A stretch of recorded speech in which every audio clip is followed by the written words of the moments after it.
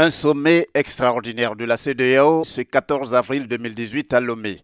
Parmi les chefs d'État et de gouvernement annoncés pour y participer, le président de la République de Côte d'Ivoire, Alassane Ouattara. C'est bien la raison de son arrivée ce vendredi à la veille de cette rencontre dans la capitale togolaise. Étaient présents à l'aéroport international Gnassingbé et Adema pour l'accueillir le président Faure Gnassingbé, président en exercice de la CEDEAO, et le chef de l'État sénégalais Macky Sall, arrivé lui à Lomé quelques minutes avant le président ivoirien. Accueil aussi marqué par des honneurs militaires, suivi des échanges de civilité au cours desquels le président Alassane Ouattara a salué toutes les personnalités politiques, administratives et civiles également présentes à l'aéroport. Cette session de Lomé se veut une occasion opportune pour permettre aux chefs d'État et de gouvernement de la CEDEAO de se pencher encore sur la situation sociopolitique en Guinée-Bissau qui dure depuis pratiquement 2 ans. Et depuis, le président Faure Gnassingbé, qui préside l'organisation sous-régionale, soutenue par ses pairs, n'a de cesse de multiplier les initiatives en vue d'une solution durable à cette crise bissau-guinéenne, avec notamment des rencontres fréquentes entre lui et le président de la Guinée-Bissau, José Mario Vaz. Ces 24 tonnes de marchandises saisies valent environ 1 milliard de francs CFA.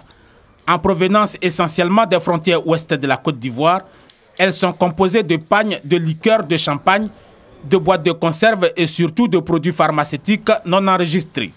Le plus important pour nous, c'est de continuer le combat de la protection de l'économie ivoirienne. À chaque instant, il faut que nous restons éveillés, que nous soyons vigilants afin que l'économie ivoirienne soit protégée. La corporation des pharmaciens, grosse victime des circuits de faux médicaments, ne cache pas son enthousiasme, mais en appelle au démantèlement intégral de tous les réseaux d'approvisionnement et de vente. Une telle saisie nous encourage parce qu'on sait que ces produits ne vont pas empoisonner nos populations.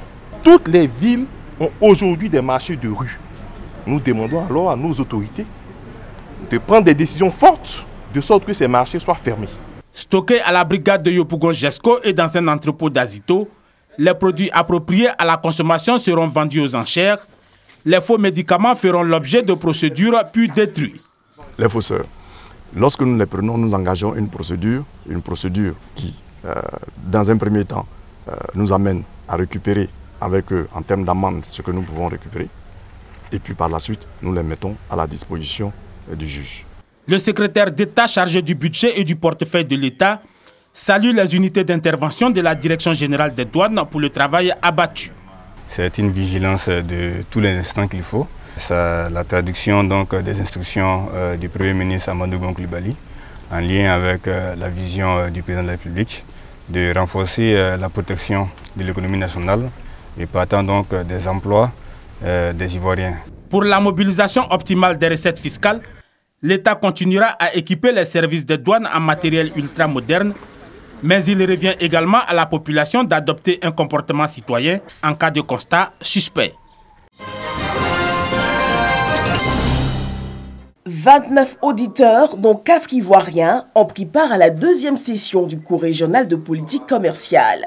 Durant 8 semaines, ces fonctionnaires venus de 15 pays d'Afrique francophone ont assisté à cette formation organisée par l'Organisation mondiale du commerce et l'École nationale supérieure de statistiques appliquées. Il s'agit de former d'abord aux règles de l'OMC, donc les règles de l'Organisation mondiale du commerce, et aussi de former aussi à être représentant des pays dans les différentes négociations commerciales.